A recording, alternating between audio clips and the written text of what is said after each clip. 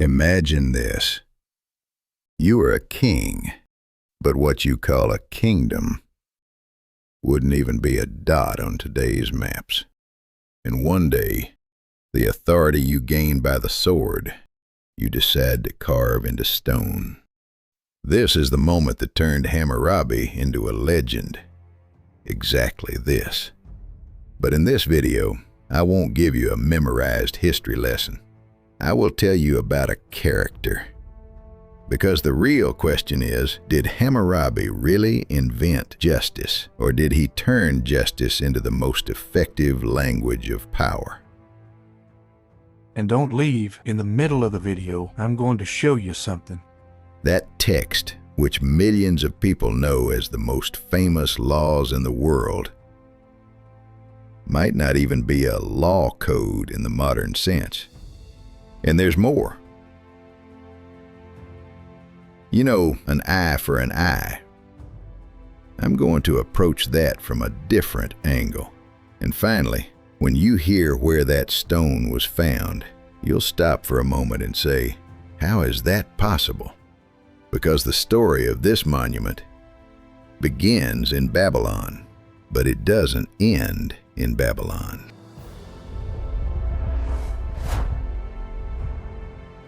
Hammurabi, according to general chronology, between roughly 1792 and 1750 BCE, establishes a power centered in Babylon. But here's something. What we call certainty in history is often an illusion. The old Babylonian chronology is debated, so saying approximately is simply more honest. Now, a task for you. Keep one sentence in mind until the end of this video. Justice is not a feeling, it is a system. And a system usually serves someone. Hammurabi begins as the ruler of a small city-state. Then, he conquers southern Babylonia and transforms a small structure into a great state. This transformation reshapes the balance of power in Mesopotamia for a long time. But now, let's move into the story. If there is a hero's journey, there is a call. What was Hammurabi's call? The sword? The throne? No. Water. If you live in Mesopotamia, water is not just water.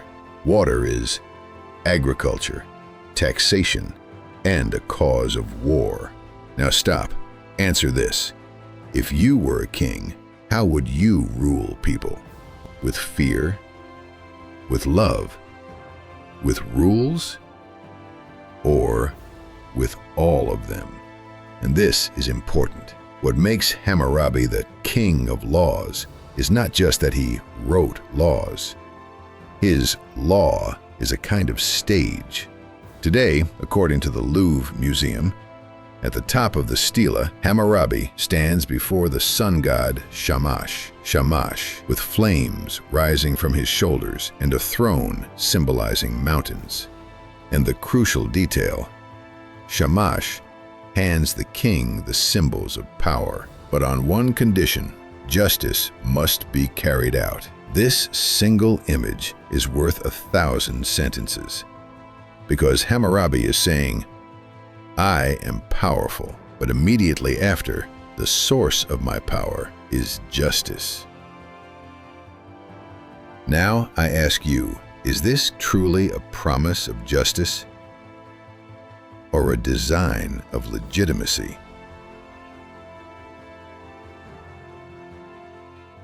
And the text, around 1750 BCE, is carved onto a black stone over 2 meters tall. Inside it, there are 282 legal provisions. But here's the key point.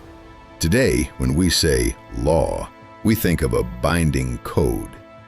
But this text is more like a collection of case examples. A short break. Don't forget to like the video. And now, the shocking truth. The reason Hammurabi is so famous today is not that everyone read him back then, it's that we rediscovered him. And now, here comes the reward of the middle of the video. Are you ready? This stele was discovered during the 1901 to 1902 excavation season in Susa. But it hadn't arrived there by accident. Centuries earlier, the Elamite king Shutruk-Nahunte had taken it there as war loot. And today, since 1904, it has been displayed in the Louvre Museum.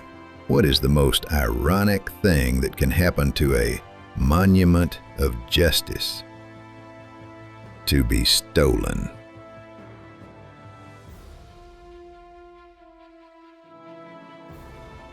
A stone that tells the justice of one power becomes the trophy of another.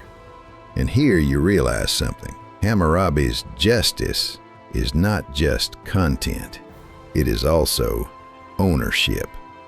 Who owns the stone? Who owns the narrative? Who owns the word justice? Now let's move to the most famous phrase, an eye for an eye. This phrase is often understood as a call for revenge, but in reality, it expresses the idea of proportionality. But here's a small truth. Punishments were not always equal. The same harm did not always produce the same justice. And here's the most unsettling point. Justice is presented as universal, but in practice, class, status, and power enter the equation. Now I ask you, if justice had a single standard, would a society be safer or more fragile? One more layer. We know this text mostly through translations, and its structure is interesting. It begins with if and ends with then. Each clause is a mini scene, an event, a conflict, a resolution. And here you realize something. Hammurabi is not just writing laws, he is telling stories. If you see him as a character, small power, great risk. The call, water. The trials, wars. The reward, a stone that says, I am justice. But there is a truth. This order is not permanent. So, writing laws does not always save a state. Sometimes it only describes it. Now, a small but crucial detail. Even the type of this stone is debated. Basalt, diorite, something else? Even the stone itself is uncertain. Do you know what that means? History is not set in stone. Sometimes, even the stone itself is debated. And now, we've reached the heart of the video. Hammurabi's stele says two things. First, I deliver justice. Second, I am the one who delivers justice. And between these two, there is a thin line. Does power produce justice, or does justice exist to limit power? If we are still debating this today, then Hammurabi has succeeded. Final question. If you were a king, how would you write justice? On paper, on stone, or in the minds of people? Hammurabi chose stone, and the stone is still speaking.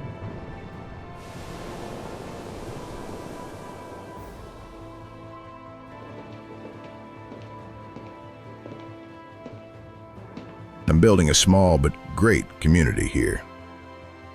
If you'd like to be part of it, you can subscribe.